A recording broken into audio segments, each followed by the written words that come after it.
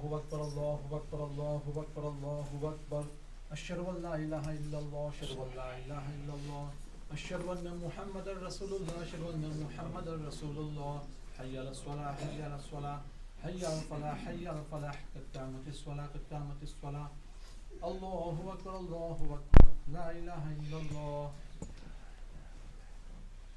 Allahu Akbar.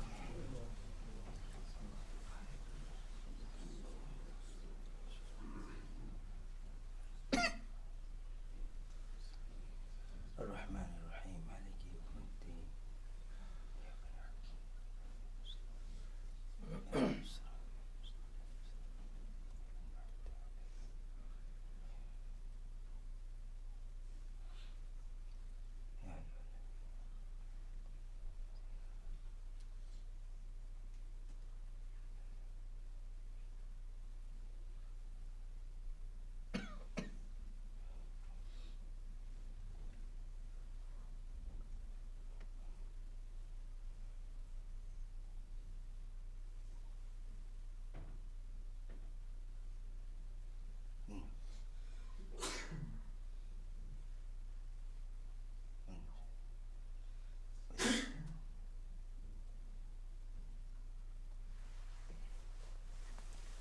Allahu Akbar.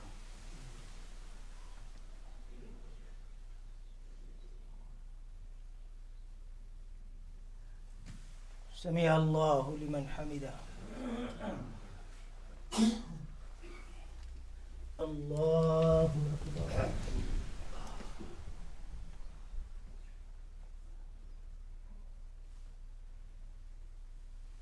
Allahu Akbar. Allahu Akbar.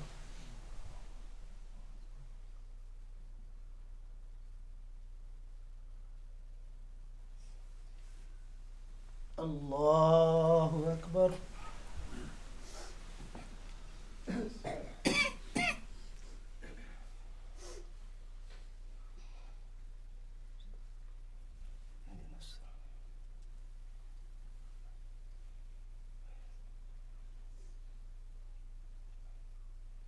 Bismillah.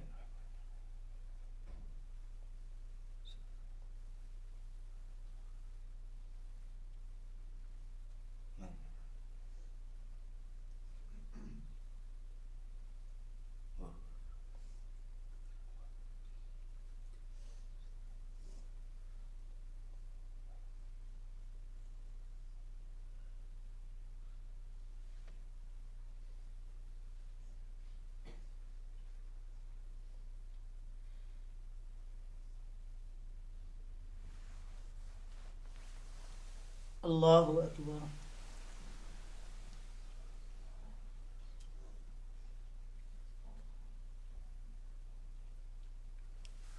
Sami'a Allahu liman hamida. Allahu Akbar.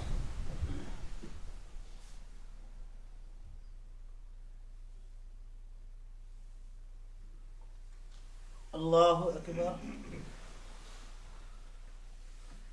Allahu Akbar.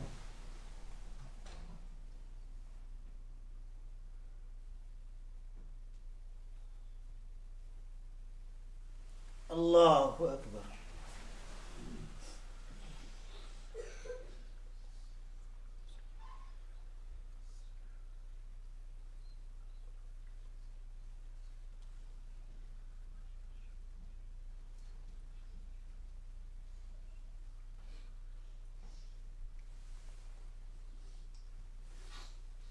Allahu Akbar.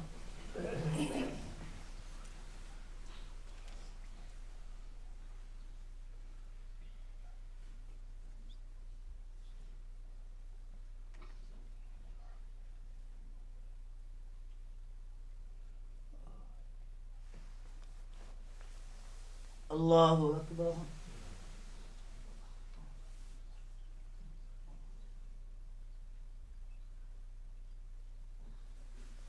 Sami'a Allahu liman hamida. Allahu Akbar.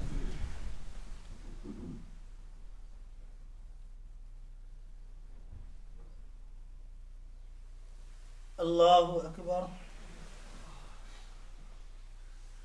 Allahu Akbar.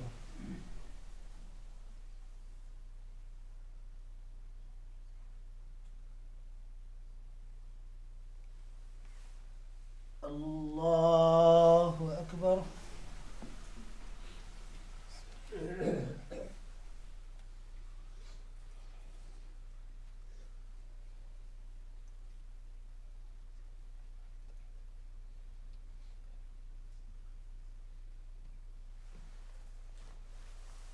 Allahu Akbar.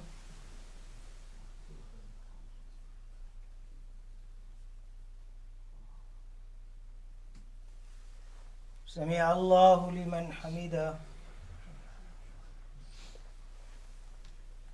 Allahu Akbar.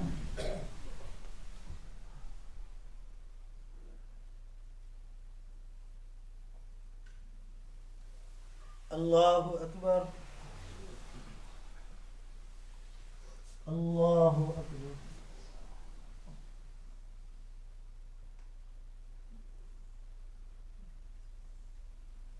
Allahu Akbar.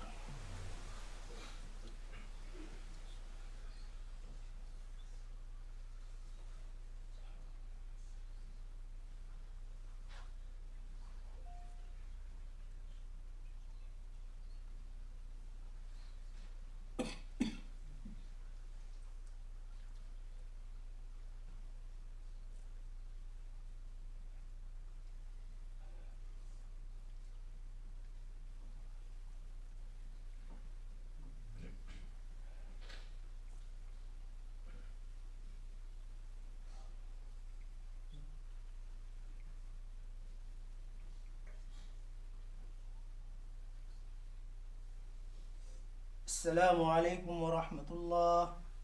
Assalamu alaikum wa rahmatullah.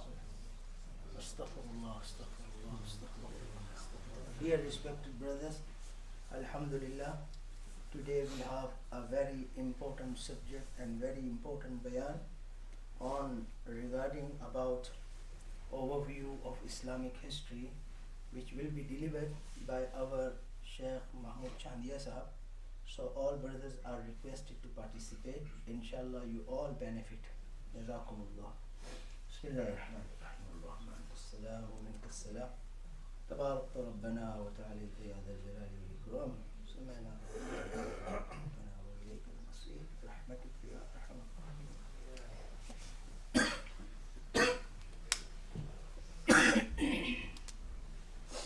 Astaghfirullah, astaghfirullah, astaghfirullah.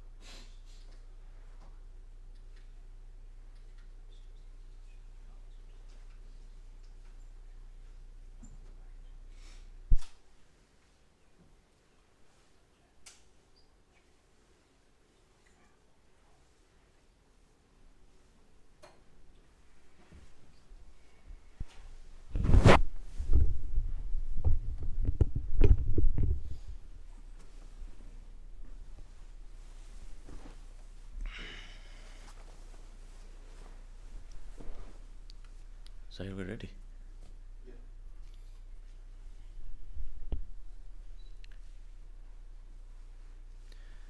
Assalamu alaikum wa rahmatullahi wa barakatuh. Brothers over there, you might want to come here. You will need to see the screen. There are chairs here if you wish to sit. You may not be able to see the screen from there unless you have powerful eyesight. There's plenty of space. Bismillahir Rahmanir Rahim. Nahmaduhu wa nusalli ala rasulihil kareem. لقد كان في قصصهم عبرة لأولي الألباب صدق الله المولان العظيم. Welcome to the Ramadan 2022 workshop series. This is the 6th of 8 workshops that were scheduled, planned for this holy month of Ramadan. Today's topic is Islamic history. Islamic history, like any history, is vast. There is a lot to understand. There is a lot to work out. And the main thing is about history is who is saying it and how can we join the dots up. And what is the evidence to suggest that this happened in this way? The mantra you will be aware of from your school days, he who wins the war writes the history. Nevertheless, what I'm aiming to do in this short time, I have no idea, by the way, of time, but I'll just gauge from your faces that you're getting tired or not, is try to give an overview of Islamic history. One important question when we look at history is always to ask, how did we get to where we are now? A lot of us look at the Muslim world and the state of it and are compelled to raise our hands to Allah and do dua for it. So how did we get to a scenario where the Quran is saying, and for the Muslim this is the absolute truth, that you are a community of leaders. كُنْتُمْ خَيْرَ أُمَّةٍ أُخْرِجَتْ لِلنَّاسِ. The Muslim community has a leadership role, and it did play this leadership role for a very, very long time. It equally had its internal issues. It equally had issues with external forces to deal with, but it did play a leadership role in different fields. That leadership role is not longer there, except in pockets, and that is something that when we read history, and I'm going to introduce you to some books. I had no idea whether the crowd would be able to understand Arabic or Urdu, so I've just kept it to English works, where we begin to realize what other people are saying about the Muslim world and Islamic history. And the other thing is, why is it important to learn about history? Most of you, if I asked you, if you think back to your school days, history was the last subject you would have selected as your option. Probably would have been boring and not very engaging. The reason why is exactly in the Quranic verse that I have just read, and that is within their stories is instructive guidance. The Quran talks about past civilizations. There are 7, 8 past civilizations that are mentioned within the Quran, and if you dig deep into history, into hadith books, Quranic commentary books, you realize Allah Rabbul Alameen is giving us a very clear, open message to learn from that history, even saying travel and look at the history. Very famous Muslim traveler was Ibn Battuta, the Moroccan, who traveled for about 30 years of his life, and he wrote a brilliant travel log from one end of Morocco to the other end of his travels, and he captured the equivalent of about 80,000 miles of today. It's a vast journey of 30 years, and you can imagine after 30 years of consecutive traveling, he was a very, very wise man and could provide a very good, important lesson into life. The other thing is, what is the harm? Well, the Quran is providing that, and this is our source and fountain of knowledge. If we don't know our history, then we're not going to be prepared for our future. And that is what's coming and what's having, and the life patterns In the Jummah talk, I mentioned it took 2 generations for the dua of Hanna alayhi salam, who in English, by the way, is Anne. And there is a church in Palestine just behind the back door of Masjid al-Aqsa, known as, in Roman Catholic terms, as the Church of Anne, where they believe that Hanna alayhi salam gave birth to Maryam alayhi salam, and there's a crypt at the bottom as well. You can see the pictures on Google. So the reason why it is important to know history, excuse me, is because Allah Rabbul Alameen is giving us a message here. Past civilizations have come and gone. Yesterday we heard in 21st Juz, Alif Lam Mim Ghulibatir Rum. Quran talks about the Romans. Quran in different places talks about other communities. So if it's in the Quran, it's important. Allah is trying to tell us something. So there is a business case here to learn about history. There is, of course, in historical books, and I'm trying to summarize this in a nutshell, there is natural history of where is land, who controls that land, what is the language of that land, what is the political system of that land. This is the natural order of things, or is the political order of things, what happened in those places. The Crusades, for example. 7, according to some historians, 8 battles. Not every time was there a battle. The most famous one was, of course, the 3rd one, where we have Salahuddin Ayyubi, Rahmatullahi alayh, and Richard the Lionheart. They made a film about this called The Kingdom of Heaven a few years ago now. It's a 2-3 hour long film. It's an interesting watch. So there's history there. Sometimes it's between one religion against another religion, Islam v Christianity, for example. It's against one warlord against another warlord. A lot of the kids' games that we see nowadays, the computer games, Sargon, and these different types of characters, these are all warlords of the past generations. There's a Quranic perspective, of course, on history and on geography. History basically is, if you know your Latin, comes from Greek to Latin, and it talks about past events, being inquisitive or being wise about that.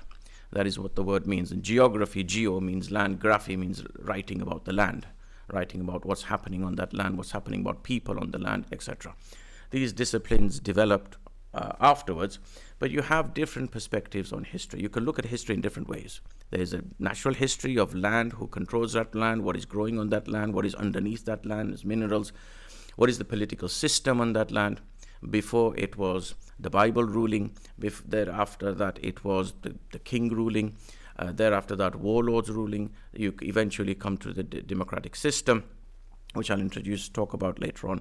So there is different ways you can talk about land, history, people, governance, etc. All of that is part and parcel of history.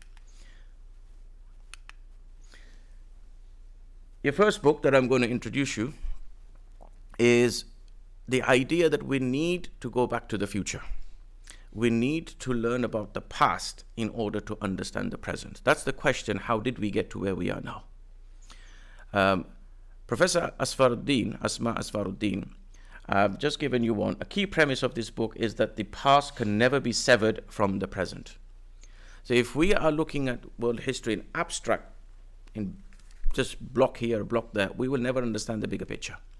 This is why it's important to listen to the Quran or follow the Quran throughout with the history, so you get the holistic picture here.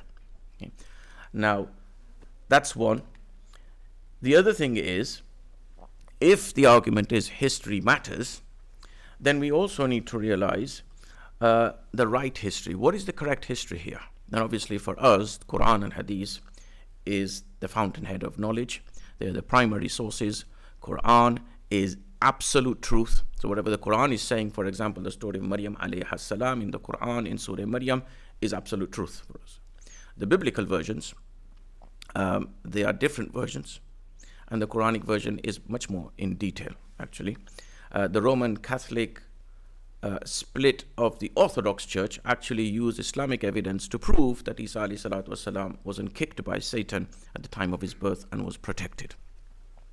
So that's another important point, that whether Allied forces meet the Germans, Christians meet Muslims, we need to know the right history. And the approach for Islam in its history was, who is saying what to whom? So there is a chain. There's a chain going right back to the source of information, to where he got the information from.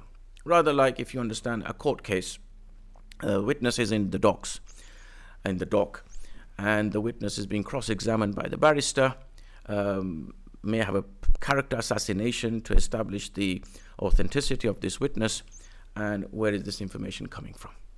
So equally, in Islamic history, in Hadith as well, in Quran as well, where is this information coming from? What are the sources of this information? Because if you look at history, there have been interactions between Christianity and Islam, and big time interactions.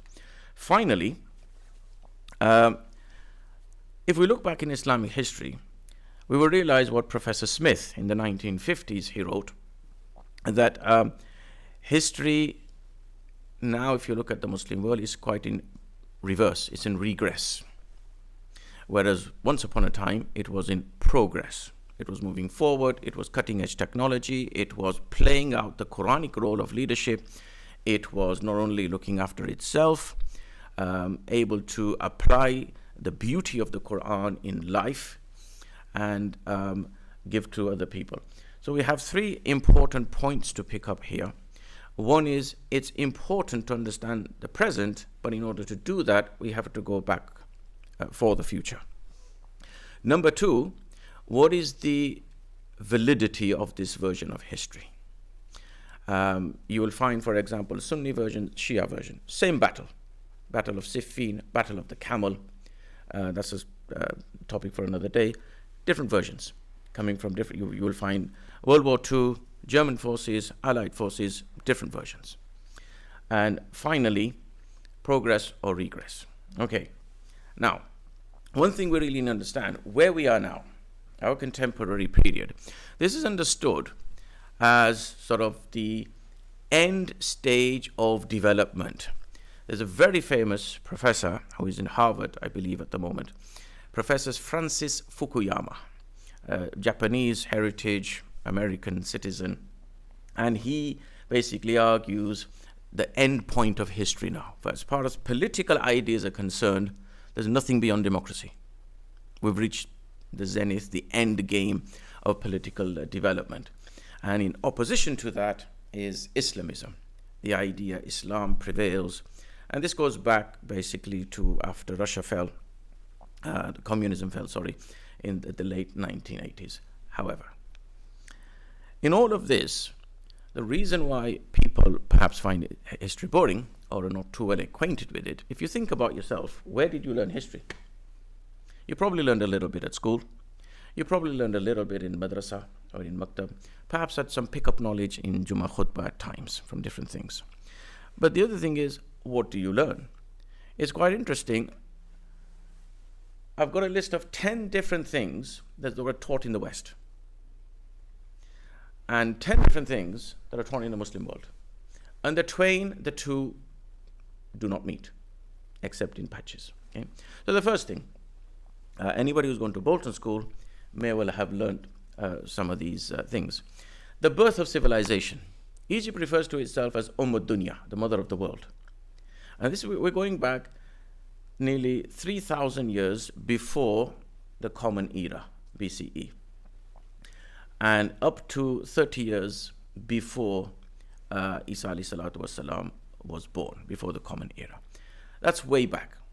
So our society around us, well, the kids are being taught in these public schools, and growingly our population is going to the public schools, is this list that I'm going to put up here now. You've got to the classical age, the classics. You can study this in Bolton School, you can study this in Oxford, Cambridge, etc. These are the classics, the Greek Empire and the Roman Empire. The Muslims benefited from the Greek Empire as well. And I'll show you how world knowledge has developed over time. So we're going from the 8th century before our Common Era, and our Common Era is 2022 now, and 6 centuries before. So Greeks and the Romans. But midway through the Roman stage, obviously we have the story of Surah Kahf, where the ruler changed and the young men woke up again. Before it was a tyrannical ruler, idol-worshipping ruler. That's why they were persecuted. They ran away to the caves, and Allah gave made them sleep for 309 years. When they woke up, Roman Empire had changed, the leader had changed, it's back towards Christianity again. So towards the 6th century, and that's the time, by the way, in about 324, 325, where the doctrine of Trinity was established by the Council of Nicaea. Then we have a period in Europe, the Dark Ages. And until today, it is taught as the Dark Ages in history, in school.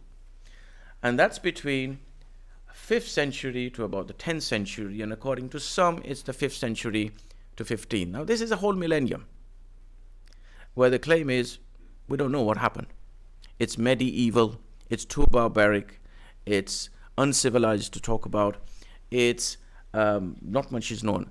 That, by the way, as you will see in a few minutes, is the golden period of Islam, which conveniently is quite dark. Then you have across Europe, as we move forward, you have the rebirth. It's called the rebirth. That rebirth of Christianity, rebirth of civilization. This is from the 14th to the 17th century. It's called Renaissance, Tajdid, new, coming again, and Reformation. Christianity had moved. People wanted to move from the Roman Catholic Church, which had split, by the way, to the Western Roman Empire and the Eastern Roman Empire. And the Western Roman Empire was about to split again into the Protestants and Roman Catholic churches. And the idea was to move away from the Bible, because that's archaic, that's old. And the real problem was the people in the church. And because of the power they held over the Bible, interpreting the Bible, not having access to the Bible, it was all in Latin, etc., or Greek or whatever. And one of the many protests that happened, or eventually came to a big head, where you have the German Lutheran, Martin Luther, and you will have, on your travels, you will have seen or tried to see Lutheran churches. They are named after Martin Luther. He was the guy who really took Christianity to task. He was a German. And he, about 95 points, he was stuck on the wall of the church's door. I want answers for this. And from that point onwards, there's a big split. And okay, we're not going to follow the Bible, we're going to follow the reason. So another idea of the Enlightenment age, which is coming up, is we're enlightened now, we're going to follow on scientific data. It's the age of reason. Human beings are more clever now. Human reason is above revelation of the Bible and sacred text. So there's a move away from religious leadership towards the first steps of people's leadership, the journey to democracy, what Fukuyama calls the end of history. So this is the 17th, 18th century, of course, and now this is where your first industrial revolutions are beginning to kick in, and we'll come to that in a minute. But you have, as I said, these industrial revolutions, IR as they refer to. You have a system of politics beginning to change. We move from religious leadership, big empires controlled by religious leaders, with the Pope's authority is being questioned. We're now going to kings and queens. We're going to warlords and who can capture more territory. And then we're going from kings and queens to the rule of people and through democracy. That's what we see through history. And you have, obviously, 18th century to now. We're probably on Industrial Revolution number 4, and perhaps on the brink of Industrial Revolution number 5. Then you got the rise of nation states. And that is, after world wars, we have nation states coming up, economic systems coming up, the struggle for an empire. You have the Portuguese, the Dutch, the British, the Germans, all venturing out of Europe and grabbing land as much as they can and grabbing resources. This is the struggle for nations, and starts from 18th century onwards until today. Although power now is in different formats, but nevertheless in those days it was a big fight for it.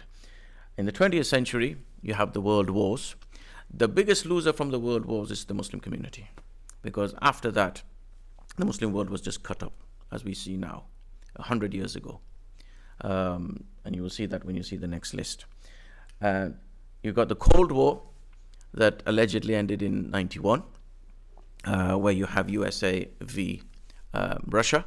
And finally, you have what is referred to as the triumph of democratic capitalism. And this is where we started off from. This is Francis Fukuyama's argument, democracy is the final. This is what is taught in the Western world as history. Where in that does Islam come? So our kids are not being taught this. Okay, number one. We, as we grew up, we weren't aware. It's as simple as that. We need to acknowledge this.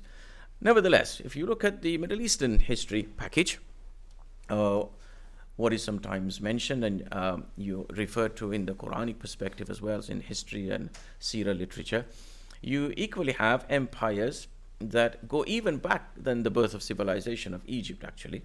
Obviously, Egypt talks about, the Quran talks about Musa alayhi salatu wasalam, that's Egyptian society. But there is Mesopotamia, modern-day Iraq, and Persia. Persia was a big, big empire. Roman Empire was big. Persia was, longer empire. Rome was a big empire. We heard about in Surah Rum last night in Salatul Tarawih, and you have then from 550 and 570, of course, the Prophet sallallahu alaihi wasallam is born.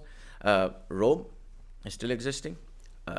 Persia is still existing, and both of them were about to fall to the Muslim community in a very, very short amount of time. So you have the birth of Islam from 610, which is when the Prophet sallallahu alaihi wasallam was bestowed with the prophethood. Then you've got the rightly guided caliphs. Abu Bakr, Sayyidina Abu Bakr, Sayyidina Umar, Sayyidina Usman, Sayyidina Ali, and this is basically from 632 to 661. Each of them have their different periods, which is coming up on the next slide. Now this is, when you have a caliph, it's a quest for unity. And although Islam had spread within 100 years from one end of the globe to the other, and I'll show you in the maps that are coming up, it's a quest for universal centrality, unity, and it worked. It worked for different reasons. There were, of course, provincial governors. You will have heard story of, I wrote to Hazrat Umar radiallahu ta'ala anhu, I wrote to Hazrat Abu Bakr Siddiq radiallahu ta'ala anhu. There was a sense of governance. And equally, people were ruling according to locality. That if there is a custom, there's nothing wrong with it, Islamically, leave it. Just leave the stability within the society. And you've got fragmentation afterwards. The age of the sultanates from 661 to 1924, bit by bit, we will see phasing in of fragmentation. You've got the Umayyad dynasty, you've got the Abbasid dynasty, you've got the Ottoman Empire. If you go to Africa, you've got all kinds of dynasties. You've got some brilliant characters like Usman Dan Fodio, who really fought off the British. And you've got other dynasties in Africa. Africa in itself is a project to understand. And for colonization, it was a project. You've got also, within this, catastrophes. And the 7-8 wars that I referred to with the Crusaders. This was nothing but pillaging in the name of religion. If you read the works, this was pillaging. This was robbing lands to Jerusalem in the name of protecting Jerusalem, in the name of Christianity, and everything was pillaged. If you look at authors who are not Muslims but write about history from an Islamic perspective, you will see very much in agreement sometimes, those who are fair, very much in agreement, that actually Muslims taught a lot and sometimes was severely butchered. Okay? But there are some high points and low points. The Mongols, of course, they are the people who ransacked the Middle East. They destroyed it. And I mentioned someplace the other day that they were brilliant at fighting. People are brilliant at fighting. They're fighting because they've trained, they've prepared, and they've worked things out. They were brilliant strategists. Prophet ﷺ was a brilliant strategist. Khalid ibn al-Walid radiallahu anhu was a brilliant strategist. And the Mongols, what they were able to do was ride a horse and be brilliant and proficient and very efficient at bow and arrow at the same time. They could ride a horse facing south. The horse is going north. And they would have a wider vision of the field of archery and throwing arrows. That is difficult. Try going on a horse when you go on your travels, just sit on it. It's sunnah anyway, so one should do it with the intention of sunnah. Or on a camel, and see what your posterior, your backside is like at the end of the day. And then attempting to fight on it. And by the way, being hungry. Today is 17th of Ramadan. Battle of Badr happened on this day. Now, Mongols is a big catastrophe. It was known in historic books as Al-Qiyamatu Sughra, mini Qiyamat. Because where the Mongols went to leave a statement, what they did was pile up skulls as a tower to leave a statement. But Allah Rabbul Alameen, from within the Mongols, granted somebody Islam. And from there the Mongols come out. Allahu Akbar. You have the rebirth of Islam in different places. I'll give you some theories later how to make sense of all of this. You have the three empires, three big empires. These are in Orientalists in non-Muslim literature referred to as the gunpowder empires, given the impression that all they were interested in was fighting. One of them, of course, you may be watching the series Urtugrul, or however you pronounce that name. This was the father of Usman, and Usman is named after the Ottoman Empire. Okay? So one of the empires is the Ottoman Empire from 1258 about, some say 1300 to 1924, when it was all broken up and Mustafa Kemal Ataturk took over. Then you have the Safavid Empire, which is the only Shia empire. This was in 16th century, 1501, to about 2.5 centuries, 1656 about. Then you've got the Mughal Empire, of course, in India, 1526 to about 1865, when the British Raj finished it off. Colonization of East by the West. Colonization of Muslim lands, and the British Raj had more people who were non-white under their empire, under their Raj, than they were actually white. And a lot of that was Muslim territory. This is why they studied Islam and they studied Muslims. And some very good translations are available from that time. In order to how to rule the Muslims, we need to study their life. That's what they did. So it's colonization period. And this colonization, you're going back a couple of centuries now, and it takes time for any, you look at Ukraine, you look at Syria, you look at Libya, you look at other countries where there's been wars in our lifetimes. It takes time for these people to get back. India, for example, 1947, it liberated itself from the clutches of British Raj. It was the 5th largest economy when the British came in with East India Company. When the British left, it was in famine, it was in ruins. Today, those who are interested in economy, it is about the 5th largest economy, 5th, 6th largest economy. It takes 1947 to 2022, nearly 70 odd years to get back on your feet again. So where war is, we really need to raise our hands for those countries. So then you've got the reform movements. So after Muslim countries began to get independence, what do we do now? Do we want to go back to the golden years? Or what is the system? Do we want to borrow the socialist systems? Do we want to borrow the communist systems?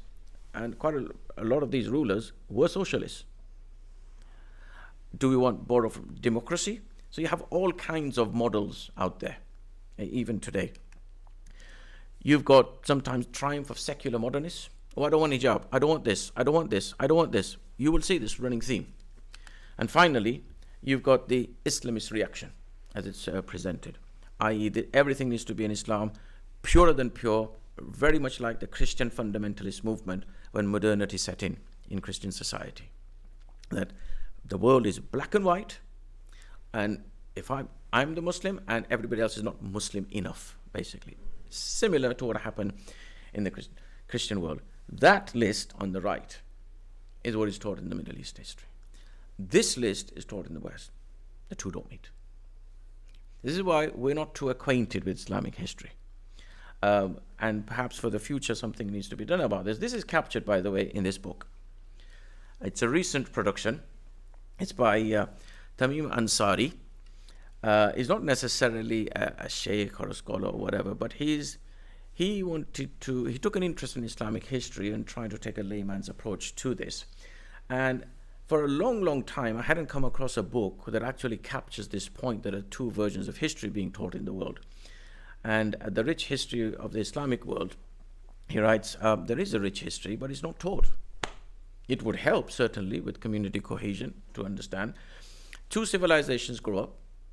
Sometimes they're oblivious, totally unaware of each other, not by their own fault, but the politics of the situation. Other things, there have been interaction, good interaction and bad interaction. Okay, crusade wars, and there's Muslim Spain, which we're going to be looking at in a few minutes. And the other thing, from the Muslim perspective, there is a question of being too laid back whilst Europe was taking over and going past. And 13th century onwards, after the Crusade Wars, there is a decision taken. The Muslims are not going to be defeated by war because this community is not afraid to die. How do you fight such an enemy? There needs to be an intellectual challenge here, and that's what happened. An intellectual challenge on the Quran, on Hadith, on fiqh, on the seerah, on the idea of the role of the female, everything. There's an intellectual challenge being placed on. And we sometimes see this in our lives as well. So, let's go back to our core idea of Islamic history. And there are two things here. As I said, whilst the Muslim world is going through its history, there's things happening in Europe. And we're perhaps more aware of things happening in Europe, and that is the first industrial revolution, where we basically go from, in layman's term, working on the fields, plowing the land, working in agriculture, to setting up mechanical looms, going into the factory now. And everybody needs to work, because the more people work, more taxes there are for the state. So you have a revolution, let's get the females working again. You then have the development of electrics coming into the West. And electric energy revolutionized the workplace as well. Then, of course, you've got the automotive production, the computer chip coming into place, and you now have a fourth industrial revolution. Now, this is all happening post-15th century, after the time where Christian Europe said, we basically want to move away from the Bible. There were big wars. They had to have a big Westphalian agreement. They had to have an agreement, we're not going to fight anymore. There were 30 years of battles between religious forces, and enough was enough. This is why you will have heard of the Archbishop saying something against the policy of Rwanda that the government has. And he made a statement at his Easter Sunday sermon. And you will see the backlash at it. And one of the titles, backlash, is, "We've done away from religious interference in political life." That's going back years. And that is, if you don't know the history, you will not pick this up. That's going back years, that there's a total separation between the state and religion and the state, politics, basically. And this is why when people try to understand Islam, there's no separation. The king, the queen, whoever the ruler is responsible to Allah. Now, so this is why the term political Islam and Islamism comes up. So the first period, and I'll give you 3 bullet points to understand this and take away in your head about Islamic history. We've got the birth of the Prophet. We've got Prophet 610 to 622. If you open the Quran, 86 or 88 surahs will give you history in Mecca. Okay, a lot of things that happen in Mecca. And you go 622 to 32, the other surahs 28 or 26 talk about Medina. So from those who believe the Quran is just a work of history, it's just a work of a human being, and it gives us historical information about the 7th century. That's one of the views within non-Muslim literature, that it's a work of history. But that history is contained within the Quran about past civilization. It's there to provide guidance for the future so that human beings do not fall into the same trap. After that, we got the time of Sayyidina Abu Bakr from 632 to 634. Sayyidina Umar, 634 to 644. Sayyidina Usman, and that's the brilliant period of stretching from one end of Africa, West Africa, towards China. From 644 to 656, Sayyidina Osman, and 656 to 661, Sayyidina Ali, Ridwanullahi ta'ala alayhim ajma'in. This is the golden period. Now within this, you have internal disputes, you have civil strife, you have all kinds of issues, and each one of them is a session in itself. Thereafter, Islamic capital moves away from Medina. It goes to Damascus. And in Damascus, you have the Banu Umayyah, in English referred to as the Umayyad dynasty. This is 661 to 750. Although there is a move, one of the characteristics of any Islamic empires is the growth that they did. Civilization, medical knowledge, astronomy, these were all inspired by the Quran. Working out your role on the face of this earth, helping other people. Irrigation systems, part of helping other people. So they were all inspired. They all had the internal fights as well, by the way. So 661 to 750 are the Umayyads. Then 750, by the way, the Umayyads, the last one, Abdul Rahman, had to run for his life because the Abbasids took over. And this empire, Hazrat Rahmatullah even mentions, was seen as their behavior, shall we say, was compromised in a lot of aspects of Islamic standards. And they had to flee. He fled, he moved, he ran left from Damascus, crossed the river into Africa, up into Europe in Muslim Spain. So they were ousted in 661. By 711, they're back in ruling in Spain. So the Umayyads have an offshoot dynasty, whilst Abbasid mainstream is carrying on. The capital has moved to Baghdad now. That's the heart of Muslim civilization. But Muslim Spain has started in 711. And the golden period of Muslim Spain is 756 to 1056. Even there, this was as a result of an internal fight. We have a new empire starting up. The Umayyads are carrying on, knew how to rule. And they were brilliant. If you visit Cordoba, Granada, Seville, Toledo, Madrid, Barcelona, all these La Liga teams, there's a history here. Especially Cordoba, Granada, and Seville. That triangle is about 2 hours from each other. Flights to Malaga. Malaga is another place. A lot of Islamic history there as well, although it's remembered for different reasons nowadays. But the Abbasids were in Iraq. The Umayyads were in Muslim Spain. Both are competing. It was a healthy competition, but they're competing. Different families. And whilst the Abbasids, 750 to 1258, I'll put up the intellectual map of development, what these guys actually achieved, in a few minutes.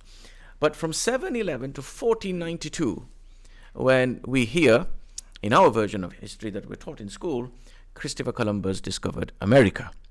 So for 800 years, Muslims were at the heart of their civilization in Europe, in Spain.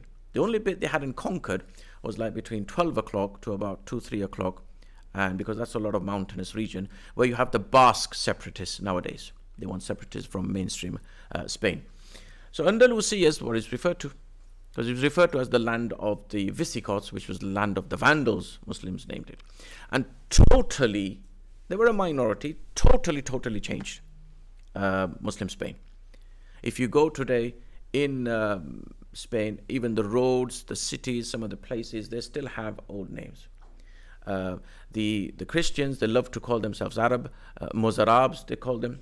One of the museums in Cordoba, if I recollect correctly, one of the hospitals still has tribute to Ibn Sina, who was the father of medicine, and his book was taught in universities for a long time, nearly 500 odd years.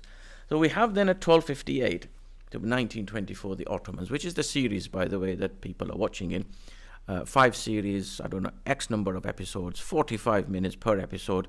By the time you get to the end of 5 series, you probably would have become a Hafiz. Okay. And by the end of the 18th century, you got colonization, fight for independence, the idea by Jamal Abdul Nasir of pan-Arabism. All the Arab world are one. And he's the leader. And you've got nationalism. So we start off from caliphate. Okay. And we end with nationalism, which we are now. And that's a bit of an overview. Okay, so what can we take from this? There is, of course, the prophetic period. which most of you will have read about, heard about, learnt about, and that's from 610 to 632. And a lot of information is available between about 610 to 632. A lot of historical works have been written. There's less available between 570 and 610, when the Prophet ﷺ was a citizen of the city of Mecca. Then we come to the Caliphate period, 632 to 661. These are the four rightly guided caliphs. Shia history obviously differs. This is not a subject for today. It's a subject for Muharram, perhaps, and Ashura. And then we move into dynastic rule, families ruling. If you go to Istanbul, visit the Topkapi Museum. If you go to Muscat, Oman, you will see the history there of East Africans in Muscat, in Oman. If you visit the British the British Museum, you will see the history and the artifacts that are kept there. When you're going on your travels, try to go and visit these museums. Although kids find it very boring, it is quite interesting to see what's been happening. Then you got post-colonialism, 1924 to carrying on now, and with the idea of globalization. You never know, we may be back again to the beginning of the cycle where we have no borders, we have large chunks of territory. How that is governed, wallahu alam bisawab. But the world awaits for Imam Mahdi rahmatullah alayhi, the world awaits for Isa alayhi salatu wassalam, and the Quran is telling us there will be one world. So the move towards a one world is nothing surprising. Isa alayhi salatu wassalam, the Quran says, وَإِن مِّنْ أَهْلِ الْكِتَابِ, there is none among the people of the book, إِلَّا لَيُؤْمِنَنَّ بِهِ, except they will believe in him, Isa alayhi salatu wassalam. They will claim we already believe in him. They will believe in him not as the Son of God, rather as a servant and the follower of Prophet Muhammad sallallahu alaihi wasallam. وَإِن مِّنْ أَهْلِ الْكِتَابِ إِلَّا لَيُؤْمِنَنَّ بِهِ قَبْلَ مَوْتِهِ, before his death. That means his death has not happened. Okay, so that's basically an overview of history. Let's now try and remember all of this in very simple terms. Three main things are happening here as we move from the beginning of here, Prophet ﷺ's period, the rightly guided caliphs, the Umayyad caliphs, the dynasty rules, Ottoman Empire, and beyond, etc. Here, okay? The age of Arab and Muslim caliphates. They all took the caliphate. Now, this is the thing, when 100 odd years ago, the Ottoman Empire was destroyed and cut up. How it was done, what formula was used, that's a totally different matter. The word caliphate was destroyed. You don't hear this anymore. That so-and-so's caliphate, so-and-so's caliphate. There's all kinds of reasoning behind this, which we really don't have time to go into. But there is a beginning. Where you have a beginning, where you have change, there will be a social impact. Just the 5 pillars. If I just talked about the 5 pillars, what impact did the 5 pillars have on Arabian society, Middle Eastern society, is a topic in itself. So where you have some movement coming in, there's going to be social change. And as a result of this, you will have expansion. You will have tradition. Religion travels. Our forefathers traveled from Africa, traveled from India, traveled from Bangladesh, Pakistan, the Arab world, different places. Religion came here, religion travels. Something is lost, something is gained, something is added. If you look at the history of Wimslow Road or Wally Range in Blackburn, you will see the history of communities moving. You will see the Jewish, what's it called? Sorry? Prestwich, yeah, that area. So where communities move, you will see the history moving there, religion moving there, religious centers moving there, expansion, tradition, and change across the Muslim world. And it's the mid-rift of the world that the Muslims basically expanded to. You will see this on the maps in a few minutes. And wherever there is, there's history, there's change, there's modernity, there is post-modernity. Nowadays it's called liquid modernity. It's so fluid, you don't know what's happening because everything's up for grabs. Everything is being questioned. If your kid's asking why at every other stage, it's because of liquid modernity. Everything is changing, everything is questionable, everything has to be rationalized and understood. So let's go back and understand this in a more easier way. You have the old Roman Empire. Okay? This Roman Empire covered quite a lot. Covers Britain.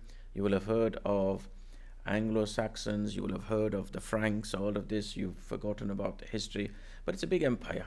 And UK still has a lot of connection with the Roman Empire. There's a lot of history in museums as well, and how governance occurs and how it's understood. Now, all of this was going to come under the Muslim banner. This is Jerusalem here, the original Babylon, all part of the old Iraq, etc. Now, these were old empires, Nabatean Empire, Judea, etc. This is old. A lot of this is history that is mentioned in Islamic sources.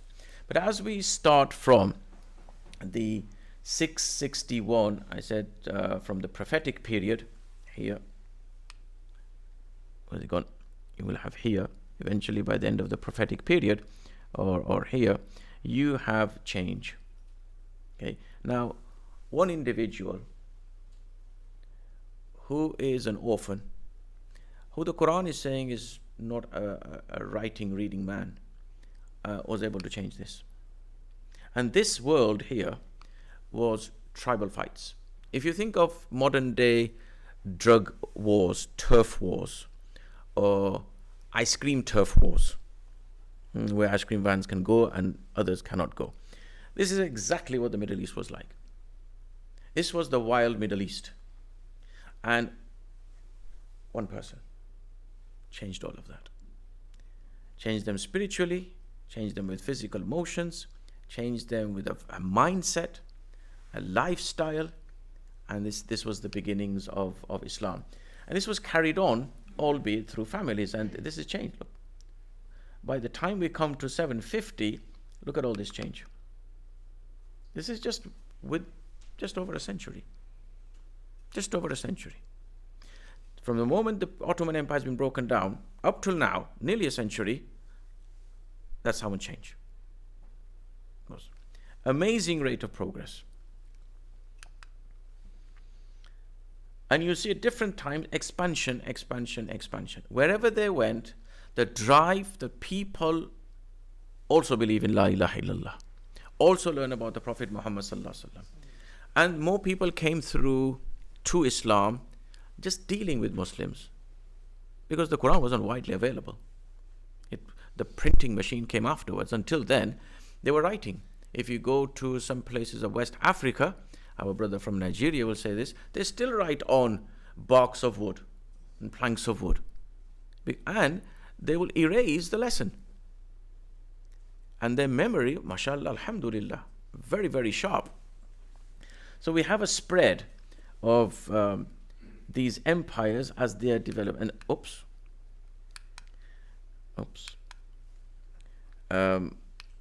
you see here is the midriff of the world that's spreading. This is the Islamic empire. This is Muslim Spain. Now this is Malaga. This is where the Muslims came, Gibraltar, referred to as Jabal al-Tariq. If you go there, it's very easy to take a ferry across into Africa. And even Africa, a lot of the West Africa, you'll see the old kingdoms. You will see in West Africa that masjid that is built by the community once a year and supported in Timbuktu with mud. The whole community gets together. Allahu Akbar. So here you have the Muslims coming, Tariq bin Ziyad, who conquered this. From 711, you have all of this area being, except this sort of here. Okay, this is where Muslims, 711 to 1118 here. Now, by that time, this here, Granada fell in 1492, Cordoba fell in 1236, Seville, which is known as Ishbilia, fell in 1248. Now, some of the churches are still kept there. The main masjid, referred to as La Mezquita in Cordoba, you can see it you would have been able to see it for miles. Now, obviously, you have tall rising buildings, you have to pay to get in, 8 to 10 euros.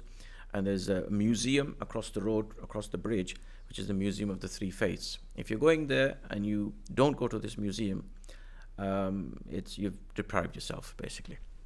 It's an important place to go. So this triangle here, this is the Oxford, Cambridge, and SOAS triangle of yesteryear. People traveled from all over just to study here. There were street lights there was running water here, there was water going uphill. This was the irrigation.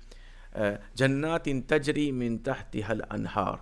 The Quran says, you hear it time and time again. We're waiting to go in those gardens, inshallah, in paradise, where you have rivers flowing underneath. Okay, gardens, water underneath. Now you think, gardens above, water underneath. How is the water going to get there to irrigate that garden? This is what they did. They were inspired by this. The whole Granada, the whole building, the whole structure, you need a day to visit it, is all inspired by the Quran. Oops. So this bit was not conquered, and here is where Ferdinand and Isabella, Ferdinand 9th or 10th, I think, took help with from France and other people inspired by the Pope to push back the Muslims. Eventually they push back, and eventually the keys are just handed of Granada, of Al-Hamra Palace. Simply just handed over. So look after it. And to this day, it's been looked after by the Spanish government. It went through different phases. The French were there because they colonized the place. They used it on all kinds of things. Eventually now it's a tourist center, and it's really, really worth visiting. So this is Muslims right up to here, and their systems. Irrigation, food, agriculture, quality of life of people, medicine, medical discoveries. And the sad thing is, everybody wanted to be chief. We get to a stage where everybody wants to be chief after the 11th century. And you know what happens next, where you have one big empire, you have one caliph, you now have 23 of them. But guess what? They have a Premier League of competing with each other. Who is bringing out and doing the best growth, best literature, best scientific advancement, best medical advancement. So at least we have that contribution still being made in Muslim Spain. This was basically the Roman Empire, Holy Roman Empire, and this was the Byzantine Empire. Okay, this was taken over, prophesied by the Prophet sallallahu alaihi wasallam. He who conquers Constantinople, which is Istanbul nowadays, which I think in Turkish means the city of Islam, will be granted paradise. So the Turkish Ottoman sultans wanted to do this, and it was Mehmed, Sultan the Magnificent, 1453, he actually conquered. So what you realize, and basically what I'm saying is, one place power is diminishing, other place power is rising. It's a bit of a seesaw that's happening across the globe. All of this Pope land split here in about the 5th century, and this then split into Catholic and Protestant movements, especially here, as you well know, with the story of Henry VIII. So by the time we come to the 11th and 10th century, this is the Crusade wars that are happening now. You will see Islam has these territories, Europe has these territories. There is, from the beginning, there has been issues within, obviously, a different set of beliefs within Christianity and Islam, but you don't see nations. That's what we don't see. These are the three gunpowder empires that they refer to in non-Muslim literature. They are big caliphates. This is going from right to left here. 1258, some would argue 1299, 1924, this is the Ottoman Empire. This is where they control. They got up to Belgrade here. They got up to Venice. And the reason why they had to retreat, because they were pulling, there was no aerial power in those days, they were pulling cannons. And this was winter season. This was bad planning. This was winter season, the cannons got stuck, and they took a hammering, and Allah knows best what would have happened. This is Hungary. You have to Budapest, Belgrade, Hungary. This is just at the border here. Okay, you have Crimea, which is in the news.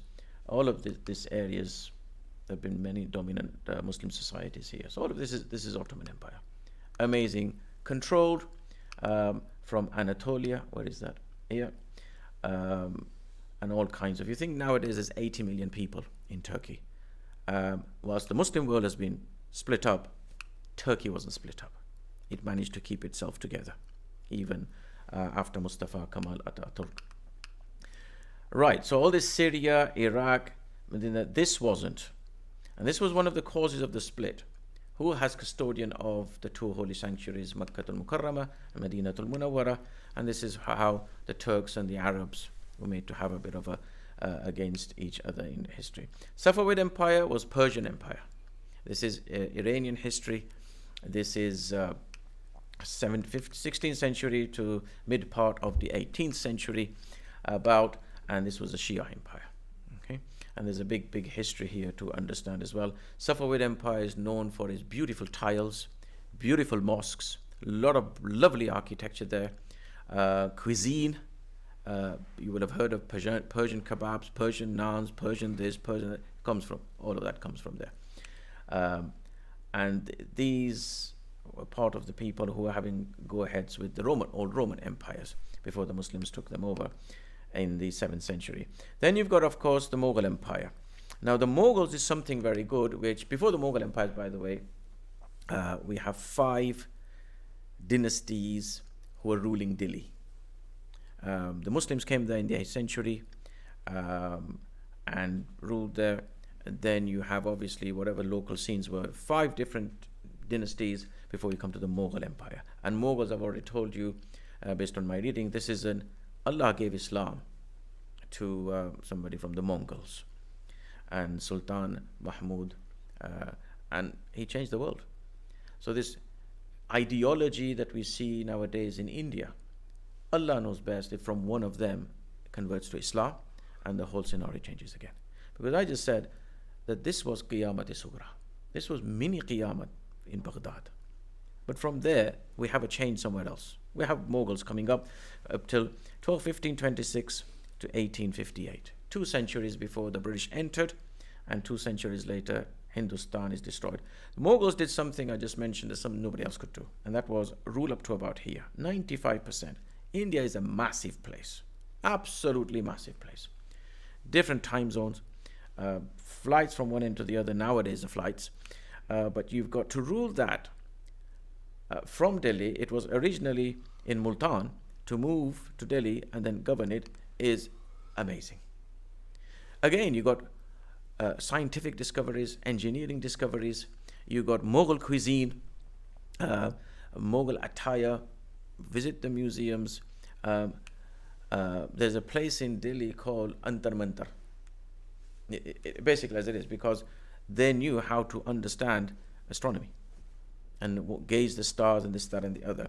So if you look across, everywhere you go, Muslims have always been about growth, giving back, serving mankind in different ways, not just sat on a pulpit or from a musalla, but in any profession.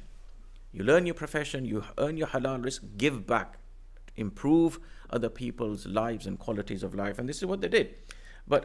And as they ruled as blocks, this is all blocks, this comes into the eyes of people. And eventually this is broken up at the next stage when we come to the Ottoman Empire here. This is all broken up to what we see it now. So this is what we have now. This is all broken up. All these different countries. And in these different countries, you have different systems of governance. You've got declared Islamic states here. You will recognize that, I hope. You will recognize perhaps this bit. You will recognize Iran. You will recognize Saudi Arabia. You will recognize this. What's this?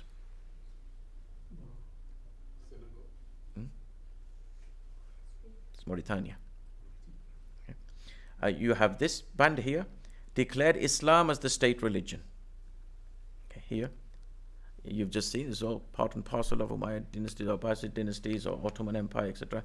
You've got declared secular states here, here, okay, here, here. You've got no constitutional declaration. All these bits here. You've got Malaysia, you've got Indonesia, you've got the smallest Muslim country, which is a set of islands, about 1,200 of them, I think, Maldives Islands. Okay. That's the smallest. And you will have this is the picture from where we have. If you want to see that in one go, there you go. We start here, you go around, this is where you get to. As I said earlier on, how did we get to where we are now? And this, in an hour or so, is how did we get to where we are now? You could go to each one of these, dig deep, and there are multiple lessons for us to take forward. But what we do learn from history, the Muslims did not sit still. They wanted to do something, give back to society, and when they were ruling, it was in all these empires, there were minority positions. When Muslims were in Madinatul Munawwara, it was a minority position. It is only Hajjatul Wida, the farewell pilgrimage, you have about 125,000 Muslims there. But the rest of the world, as the empire is spreading and they are ruling, minority position. But the reason why they were so successful, because they were very tolerant, very respectful of other people, allowed them freedom. Obviously, there were taxes paid. Raised the quality of people's life. If you've got running water in your house and the rest of the world is still rummaging around for clean water, if you've got floodlit streets, imagine those football grounds where they don't have floodlights and then they go and visit a Premier League club. I won't mention any, I don't want to upset anybody. Imagine you've got clean water. Muslims needed water. You need wudu, natural needs of hygiene and clean, and this is the command in water within the Quran and within the Hadith. So the first thing, water we need. Hygiene around you. Half of Islam is hygiene, so clean it up. So they took everything. This made quality of life much easier. When Paris, Milan, Bonn, Frankfurt, London, all these were just mud and mud huts. This is what was happening in the Muslim world. And that's totally changed. So how do you make sense of all of this? And by the way, this is the intellectual map. And you will see, look at the timeline here, forget all this data. From here, if you come down, you're in the 8th centuries. And you're here, you're in the 10th century. Between the 8th and 10th century, you've got the time of the companions and the time of the successors. You've got fiqh developing. Imam Abu Hanifa is here. Imam Ahmad ibn Hanbal is here. These four great masters of Islamic law. That's happening here. You've got development of hadith. Imam Bukhari, Imam Malik, Imam Muslim, Imam Abu Dawud, Imam Tirmizi, Ibn Majah, all these which are taught in Darul Ulooms today, happening here. You got theology. The reason why you had to have this theology, because as people were coming into Islam, they came with Christian beliefs. They came with Persian beliefs. They came with all kinds of thinking that needed to be answered. So one of the roles of the ulama was always to prepare, understand society around them and give society the answers. Philosophy was another one, because people had a rational approach to understanding things, because there were what Europe saw in the 16th century, the 18th, 19th century of enlightenment and rational thinking and scientific age. Muslims had that in the 9th, 10th century, a millennium before. They were fighting off the rationalists who had all kinds of beliefs about Allah and Quran, etc. Now, in that age of development here, in the 7th century to the 10th century, let's go back a bit. This is the early civilization I mentioned as well, the mother of civilizations, the Greeks, the Romans, the Chinese, the Indians here. This is the age where the Muslims are in the driving seat, which is referred to as Dark Ages or medieval Europe. This is not taught. You may have a little bit under religious education of other things. This is not taught. Equally, we don't teach in our madrasas. We teach up to perhaps the Prophet's age or even the 4 rightly guided caliphs. Now you can argue, is there time, is there not, this, that and the other. But I visited madrasas in America, Canada. They do it. They do it as a school format or extra tuitions. as extracurricular learning, etc. You've got this renaissance, you've got industrial revolution starting here, where we go from field to factory, and you've got modern day civilization, 20th century onwards. So as you can, there's a big history of civilization that needs to be adhered to and learned and appreciated. So at least the Muslim child is proud of the legacy. But as a result of all of this spread, there's equally diversity in Islam, and that's the beauty of Islam. If you see, alhamdulillah, this is one masjid, as I can see, traveling across the UK, where you see in one local area the diversity of Islam. And different people from Middle East, the subcontinent, or whatever. And as a result of this diversity and intellectual output that the Ummah did, you have different sort of points of diversity. One is how you understand what is Islam. That's your theology, basically. And there's been differences of this. There are differences of this. How you understand how to behave as a Muslim. How you practice your salah. Okay, how you do your rituals. How you do this, that, and the other. Sometimes the argument is just about what's best. How is your leadership? How is your political leadership? How is your religious leadership? If you look at the qualifications under the Ottoman Empire that an imam required to serve the community, it was amazing. I'm not sure how many would qualify nowadays, to be very honest. And you also have nowadays, you've got a secular ruler, you've got a king ruler, you've got a president or a prime minister ruler, and you've got responses to change. So if you look at the Muslim world today, and I said these are different governance systems, this is what you can see. These are the fissures or the cracks, basically, or the points of where there may be points of differences in these things. So in a nutshell, basically, you have all these Muslim countries nowadays, about 57 of them, according to the Organization of Islamic Countries, the OIC, who are all gathered and united at one focus of sacred texts. Quran, Hadith, Prophet, sallallahu alaihi wasallam, and you have Islamic reasoning. And obviously the Muslims did engage with Greek theology because the Christians were involved. And as they interacted with the Christians were using Greek philosophical thinking to argue about Isa alayhi salatu wasalam. So they had to learn this. And so they learned Greek philosophy, mastered it, and Islamized it, and gave their answers, and gave rise to a big science, development of a civilization. Society changes then.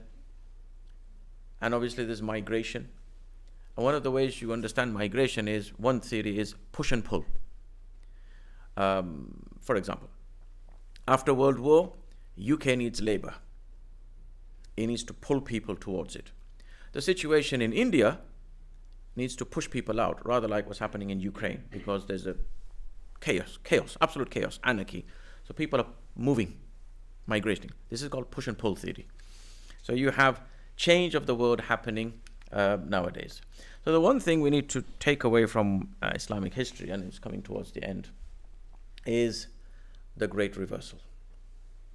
Up to the 16th century about, you've got the Muslim empire. And what is being played out here is the Quranic verse, you are the best community. And this is your role. You're made for mankind, basically. Not just for yourself, you're made for mankind. That's your role. This is what people did. If you read Islamic history, this is what others can't understand, where the Muslims have failed. So there's a preeminence, the promise within the verses of the Quran, of the Hadith, and then wherever Muslim armies went, they were victorious. They may have the odd skirmish where they had some losses.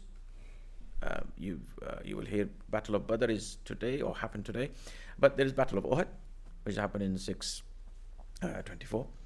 There was a bit of loss there. Those who've gone to Hajj or Umrah will have seen that mountain, and this is where the archers were. They came down, and there was a loss of lives, etc. 30,000 people went to fight the Byzantine Empire, the Battle of Tabuk, which didn't happen, but 30,000 people. You have the Prophet ﷺ and you have from 6:10 to 6:30, 30,000 people. And each one of them is an absolute committed individual. If I was to put up the ratio, it's normally 1 to 3. For every one Muslim fighter, you got 3 on the other side. And in some places, Battle of Yarmouk with the Romans, the odds are 1 to 10. And you think, how did they do it? How did they fight? And fasting, by the way. Now, this is the Europeans learning from the Muslim. This was Muslim Spain. This was Baghdad. This was even in Turkey. This was even Mughal. This was even in the Banu Umayyah. Because Europeans were traveling as well, sometimes under the guise of being a Muslim. Some of the great Hajj accounts are written by non-Muslims who traveled. The story of Lawrence of Arabia is not fiction, and how the empire was brought down, etc. But after 1700, it's difficult to see. You see very different versions. You see it's no longer Christianity, it's changed to the Western world as opposed to the East. You have political ideas now coming in, democracy, socialism, fascism, anarchism, all kinds of things. And this is the other way around now. If you follow the evolution or the development of the Neon project in society, you will see that. So, how has this happened? How do we explain it? Well, if you scan the books of history, you will always come across this issue. We've not been good Muslims. We've been naughty Muslims, basically. There's internal disunity. There's a lack of taqwa, lack of following and being conscious of your religious teachings. And you're not being loyal to your creator, nor are you being a servant to the creation. So you've lost your role. And on the other side, this is the internal picture. On the external, so there's two drivers of what's happening here. There's an internal set of drivers, there's an external set of drivers. You've got Western imperialism, the onset of nationhood, globalization coming in, modernity and change coming in, and ideological changes. And the rate of change now is just too fast. If you read IT literature, it will tell you the rate of change. This century is, IT literature will tell you that we're going to see 20,000 years of change. I'm not in the IT sector, but I am aware of people in the IT sector, and I read about the IT sector. 20,000 years of change instead of 100 years. That's 200 years of change in a year. From last Ramadan to this Ramadan, 200 years. And you say, where is it? But you look at the phone in your pocket and the technology that works through that, and the development of from when you had your first phone to your last phone. So you can look at the Quran, and the Quran is saying to us, look at history and learn from it. Travel and learn from history. One of the things that I said, seesaw theory, there's an up and down. Muslim Spain goes down, Ottoman Empire rises. Ottoman Empire goes down, that's the last down. You may have a few countries with oil or this, that, and the other coming up. It's no longer a Khilafat. It's a country. It's the nation state. This is why Fukuyama has argued the end of history, basically. I've already mentioned the Great Reversal Theory, and this is the Muslim picture, basically, is we go from caliphate after the Prophet ﷺ to nations. And we go from being religious in caliphate to secular democracy. So this is how did we get to where we are now. There's a different ways you can make sense of these things. Now, there is a view of the West of how looking at Muslim lands, and that is, it doesn't change, it's archaic, it needs to move on, basically. And you will hear this time after time after time, and this is captured by Bauer in his work. And the defense is always golden age, golden age, golden age. This is how we were. So it is a happy story, it is a sad story as well of the Muslim world. But nowadays you've got to look at other things as well. And the world is changing. And Islam has within it, you can have a governance structure. Even when you had big empires, there were many caliphs. Like rather you have ambassadors nowadays, or you have mayors, or you have regional governance. So there was always that development, but you looked after everybody else at the same time, which is one of the important lessons of history. So that's all, folks. I've tried to be as succinct as possible. There is, I could teach this all year, by the way. I have no problems teaching this all year. So to summarize it into this is, number one, it's not an easy task, but to take away the lessons, that it's a bit of a seesaw. We're climbing, and the reasons why we were climbing. Because we were fighting each other, but still we've got Allah and creation, Khaliq and Makhluk, and a sense of servitude. And they lived lavishly. If you go and look at the palaces in Iran, in Iraq, in Ottoman, in Istanbul, if you look at the Dolmabahce Palace at the outskirts of Istanbul, if you go and look at other palaces that people lived in, you will be amazed. As time moved on, Allah gave riches. You look at the example of the Prophet ﷺ, he is a servant and he remained the way he wanted to, as nothing, he did engage in that lavish lifestyle. Umar ibn Abdul Aziz, Umar ibn Khattab, we learned in our first workshop, he survived on 3 to 9 morsels of food. Which one of us can do this? Some of us can't survive on, I'll be careful here, some of us can't survive on 3 to 9 khajur. But this is the lessons of history. We need to perhaps teach this and learn more of this, of our history, because how did we get to where we are now? And if we know about this, we can realize, where is the world going? What is my responsibility? What can I pass on to my children? And 5 centuries, Christianity was there in Europe. France, by the way, was like mini Rome. It was the second Rome. Where is France now? How secular it's become. So as centuries move, if you decide to move away from your religious scripture, this is where you get to. 5 centuries ago, you could not talk about very openly some of the things that are being talked about in society nowadays. If you were a person of no faith, you were a heretic. You could be burned.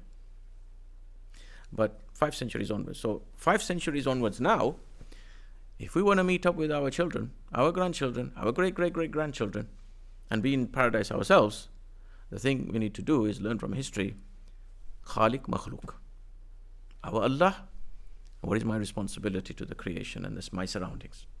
Don't have to be the end of Timbuktu or whatever, but what is my responsibility to the people around me? 3/4 of Islamic fiqh is about engagement with human beings, other people.